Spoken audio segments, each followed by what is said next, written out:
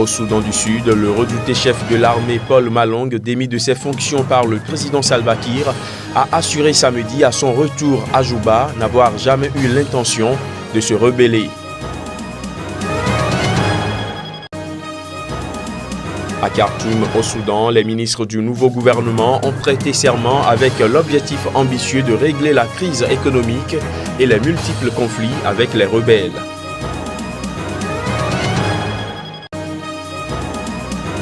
Et puis au Venezuela, des manifestants ont affronté les membres de la garde nationale lors d'une nouvelle journée de manifestation contre le président socialiste Nicolás Maduro à Caracas.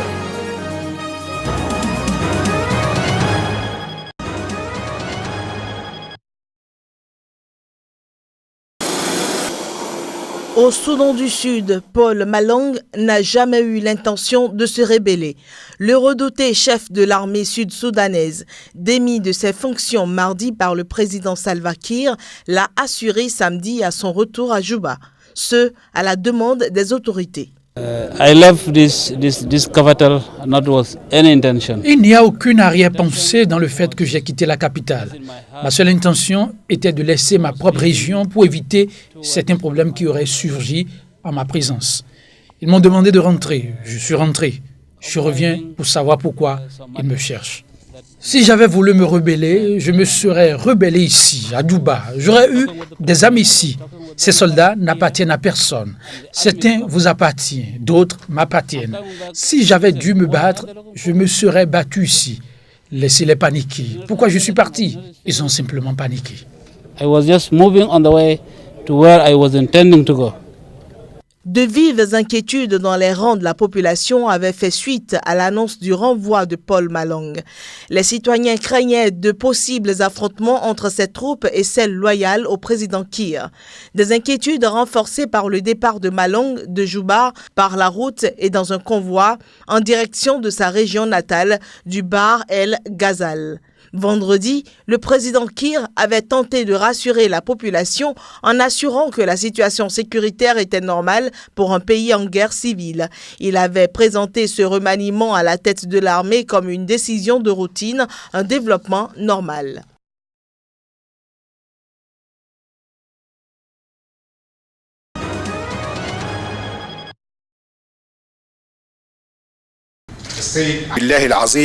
Au Soudan, le nouveau gouvernement a prêté serment. C'est la première fois depuis près de 30 ans qu'une équipe gouvernementale est dirigée par un premier ministre au Soudan. L'objectif est ambitieux. Il sera question de régler la crise économique et les multiples conflits avec les rebelles. Ce gouvernement est confronté à un grand défi, c'est-à-dire mettre en pratique le document de réconciliation nationale et mettre un terme à l'impasse dans le dialogue national. La priorité est à l'économie et à la retraite pour les gens. D'autres priorités sont la normalisation des relations avec les États-Unis et l'Europe et la levée des sanctions économiques et politiques sur le Soudan pour que l'économie soudanaise puisse rebondir. Il y a un réel désir d'achever le projet de paix jusqu'à ce que la guerre cesse au Soudan. Et il y a une volonté de prendre en compte complètement les racines du conflit. La formation de ce gouvernement a été annoncée jeudi tard le soir. Bakri Hassan Saleh en est le chef désigné par le président Omar el-Béchir qui garde néanmoins le pouvoir de nommer et limoger les ministres. L'opposition ne participe pas au nouveau gouvernement qui compte 31 ministres, dont 4 femmes.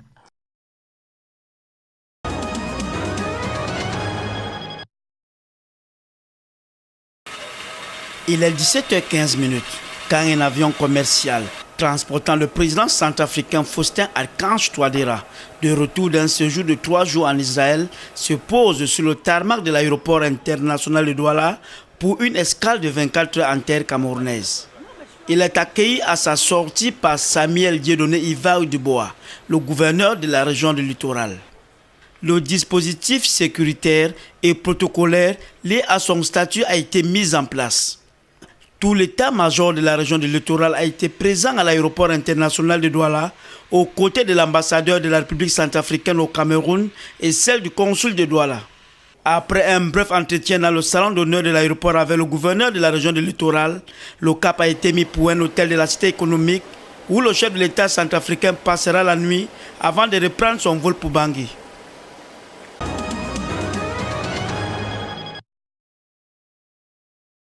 L'épidémie d'Ebola, annoncée vendredi dans le nord-est de la République démocratique du Congo par les autorités de Kinshasa, devrait pouvoir être contrôlée rapidement. C'est ce qu'a déclaré samedi la directrice de l'Organisation mondiale de la santé pour l'Afrique après un entretien avec le ministre de la Santé congolais, Oli Ilunga, à Kinshasa. Donc, j'encourage tout le monde de suivre ce qui est conseillé par le gouverneur, les infirmières, les travailleurs de la santé, et j'ai l'espoir que nous allons très rapidement contrôler cette épidémie. Matshidiso Moeti a félicité les autorités congolaises pour leur réponse rapide face à cette nouvelle épidémie, la 8e à laquelle la République démocratique du Congo doit faire face depuis la découverte du virus Ebola sur son sol en 1976. Donc c'est vraiment pour féliciter le gouvernement et assurer que nous sommes là pour donner l'appui technique de l'OMS et nous sommes en train de mobiliser nos experts pour venir sur place en RDC. Et puis les actions sont déjà prises avec le gouverneur pour mobiliser le système de santé, mobiliser le matériel et les équipements qu'il faut avoir au niveau local pour appuyer la réponse à cette épidémie. Donc, comme l'OMS, je suis ici pour rassurer le gouvernement qu'avec le système des Nations Unies, nous allons travailler à côté du ministère, à côté du gouvernement et du gouverneur au niveau local pour appuyer cette réponse.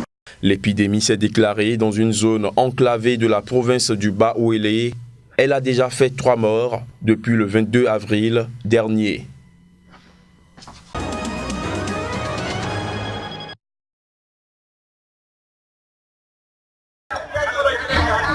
Grave accident de la route au Kenya samedi. 19 personnes au moins, alors qu'elles étaient à bord d'un bus, ont été tuées. L'accident impliquait également 2 camions. Le bus est en fait entré en collision avec 2 camions en tentant de dépasser. Le drame s'est produit sur la route entre la capitale Nairobi et la ville Nakuru dans l'ouest du pays. Plusieurs autres passagers et les conducteurs des 2 camions sont toujours hospitalisés. C'est le 2e accident mortel d'ampleur en seulement quelques jours sur les routes kenyanes. Le 25 avril, sur l'autoroute entre Nairobi et la seconde ville du Kenya, Mombasa, au moins 26 personnes avaient été tuées dans un accident entre un bus et un camion. En décembre, au moins 40 autres personnes avaient perdu la vie lorsqu'un camion-citerne avait percuté d'autres véhicules avant d'exploser à Kare, entre la capitale et la ville de Nakuru. À en croire la police routière kenyane, quelques 3000 personnes meurent chaque année sur les routes du pays. L'Organisation mondiale de la santé évoque, quant à elle, 12 000 morts par an.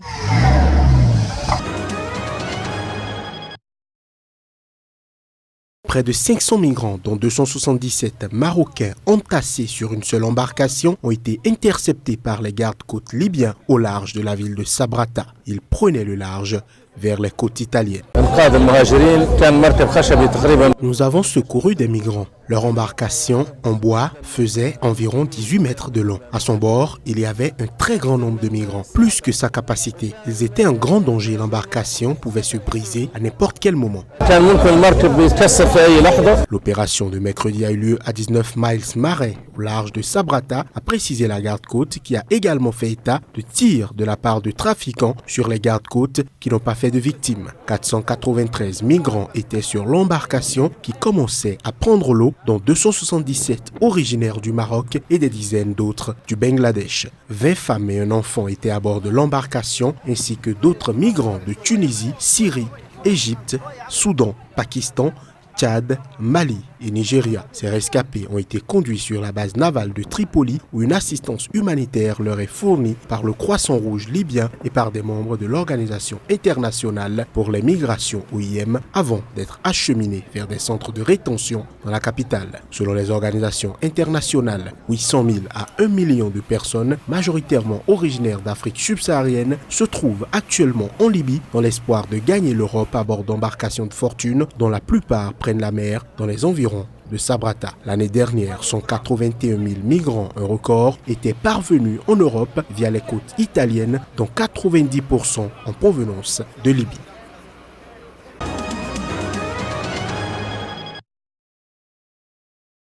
Sous un important dispositif policier, des groupes de dizaines de pèlerins de tous âges ont commencé à affluer en milieu de matinée vers la synagogue de la Griba, la plus ancienne d'Afrique. Le pèlerinage juif de la Griba s'est ouvert dans une ambiance festive ce vendredi sur l'île tunisienne de Djerba, ses organisateurs se félicitant d'un regain d'affluence après plusieurs années difficiles du fait des menaces sécuritaires dans le pays.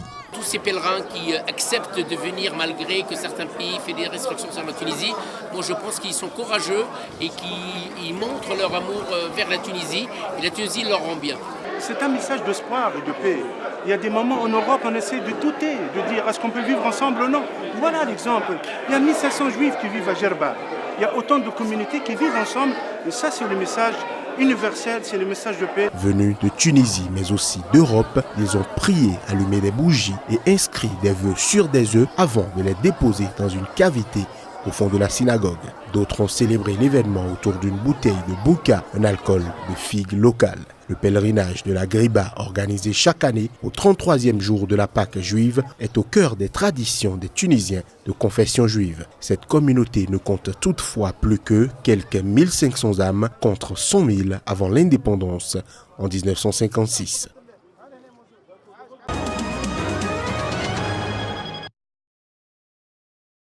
Le Venezuela continue d'enregistrer des manifestations contre le président socialiste Nicolás Maduro. La situation semble aller de mal en pire. Des caravanes de voitures, motos, vélos et même de chevaux défilaient samedi dans plusieurs villes du pays. Dans la ville de Valencia, au nord du Venezuela, un des cortèges a été dispersé par les forces de l'ordre à l'aide de gaz lacrymogène. À Caracas, le convoi a parcouru quelques 25 km jusqu'à l'état de Vargas. Dans l'état de Cojedes, au centre, des groupes de cavaliers se sont unis au défilé des antichavistes. Mais à l'opposé, le gouvernement a organisé une contre-manifestation au cœur de Caracas avec des activités sportives au programme dans le but de soutenir le programme d'assemblée constituante voulu par le chef de l'État. Malgré le rejet catégorique de l'opposition, le gouvernement poursuit ses réunions avec les différents pans de la société pour préparer la dite constituante. Ses adversaires l'accusent d'ainsi chercher à contourner l'organisation d'élections libres dignes d'une véritable démocratie. Faudrait-il encore le rappeler, le Venezuela est secoué par une vague de manifestations hostiles au chef de l'État qui ont souvent dégénéré en affrontements avec les forces de l'ordre et en pillage. En 6 semaines, 38 morts et des centaines de blessés ont été enregistrés.